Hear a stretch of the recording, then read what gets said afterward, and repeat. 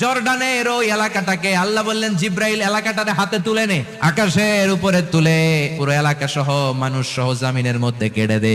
জমিনের নিচের মাটি উপরে নিয়ে গেল কে? উপরের মাটি নিচে নিয়ে গেল কে? পুরো জায়গাটা এখন ডেড সি হয়ে গেছে। কি সি? ডেড সি নাম শুনেন নাই বোধহয়? আজকে শুনে রাখেন, এটারে বলে মৃত সাগর। এটা গজবের জায়গা, ওখানে মানুষও ডুবে না। লবণের ডেনসিটি, সল্টের ডেনসিটি এত হাই, এই পানির মধ্যে এত গজব, এর মধ্যে কোনো মাছ জন্মায় না, চিংড়ি জন্মায় না, কাঁকড়া জন্মায় না, ব্যাং হয় না, শ্যাওলা হয় না, কিচ্ছু বাঁচে না। এটা গজবের জায়গা। চিল্লায় বলেন ঠিক কিনা? যে আল্লাহ জর্ডানের এলাকাটারে ধ্বংস করে দিল, ওই আল্লাহ আজও আছে না নাই? এই জন্য নিজ দিয়ে তিনি যেমনি আযাব দিতে পারেন, ভূমিকম্প দিতে পারেন, জলোচ্ছ্বাস দিতে পারেন, উপর থেকে তিনি শিলাবৃষ্টি দিতে পারেন কি পারেন না?